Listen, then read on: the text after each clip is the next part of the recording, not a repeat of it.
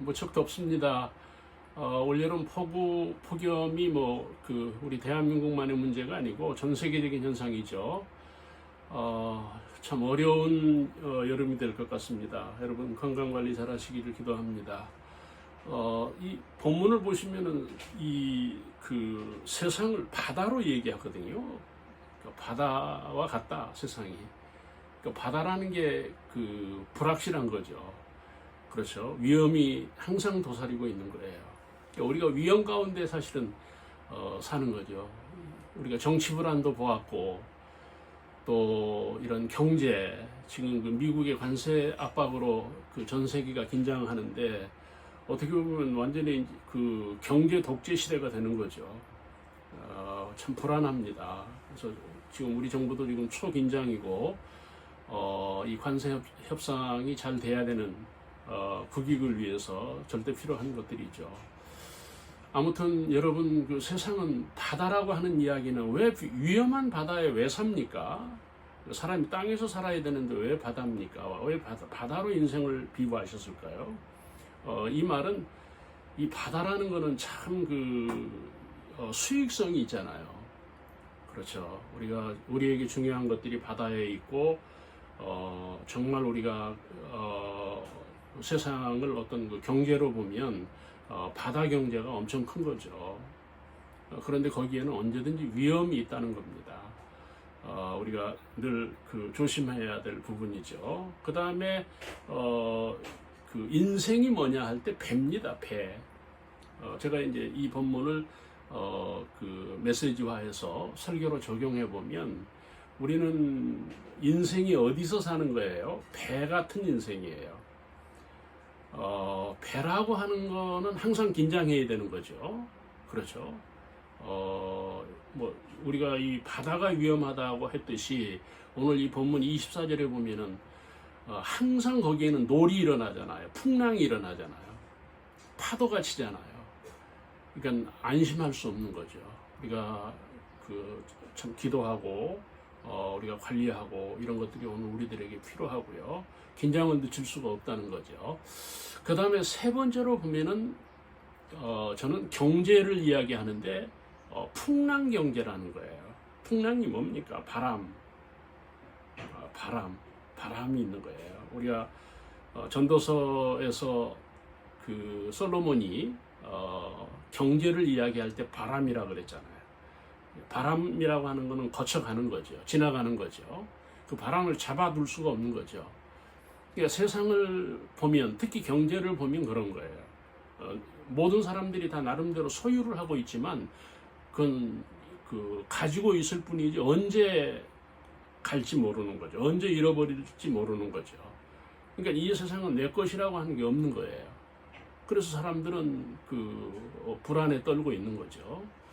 그런 현상으로 보면, 정말 우리가 세상을 낙관할 수 없다. 저는 개인적으로 낙관주의인데, 성경을 보면 비관적인 얘기도 많고 또 비현실도 많아요.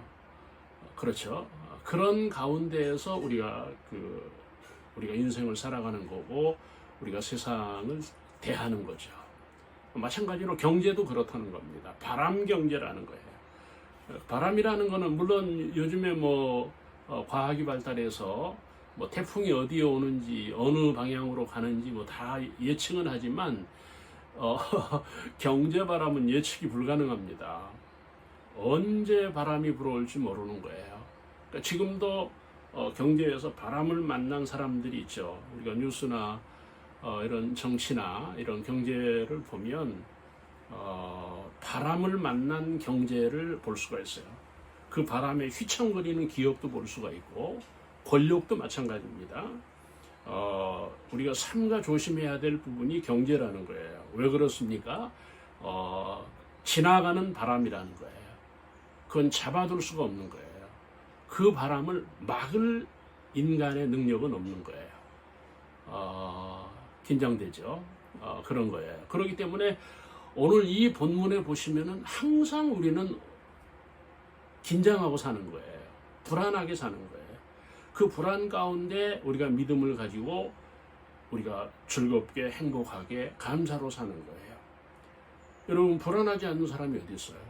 요즘에 무슨 뭐 그 심리학 서점에 가 보니까 심리학 책들이 등장을 하던데 재등장하는 것 같아요. 한때 그 심리학이 한국 그 서점 매대를 채웠는데 요즘에 좀 또 그런 것 같아요. 그건 뭘 얘기하는가 하면 사람들이 불안하다는 거거든요. 그러면 이 불안을 우리가 이길 수 있느냐, 불안을 떨쳐버릴 수가 있느냐, 없다는 거예요. 그럼 없으면 어떻게 해야 됩니까? 불안 가운데 사는 거예요. 불안 가운데 교회 가는 거예요. 불안 가운데 주의를 지키는 겁니다. 우리가 불안 가운데 믿음으로 사는 거예요. 여러분 불안이 없는 인생이 어딨냐고요.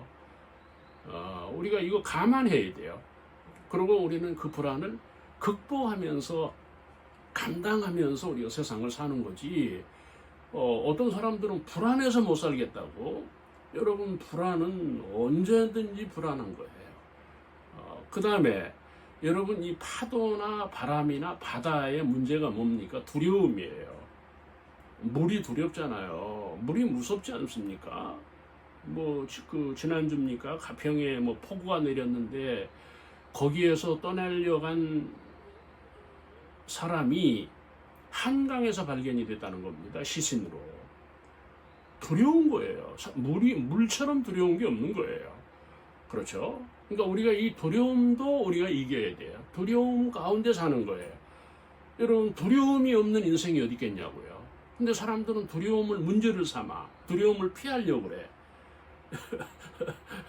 여러분 피해지지 않아요. 그 두려움 가운데 찬송하고 그 두려움 가운데 믿음으로 사는 거예요. 그런데 오늘 이 본문에 놀라운 역사가 뭡니까? 27절입니까? 그 27절을 여러분 보시면은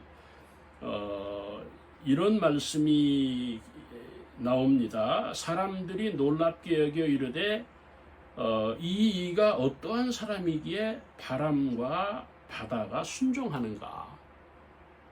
예수님이 파도와 풍랑을 잔잔케 하셨잖아요. 그렇죠? 그러니까 이 제자들이 도대체 저 예수라는 사람은 누구이기에 바다가 순종하는가. 여러분 이게 우리가 믿음의 키입니다. 우리가 영적 생활, 믿음의 생활, 우리가 말씀으로 산다고 할 때 우리는 그 두려움과 불안을 이길 수가 있다는 거예요. 그 두려움과 불안 가운데서 승리하는 거고 하나님의 인도를 받는 거고 더 나아가 사람은 그 불안 가운데에서 안정할 수 있다는 거예요. 그렇죠? 하나님께서 우리들을 시험하는데 감당할 수 있는 시험을 하신다고 그랬잖아요.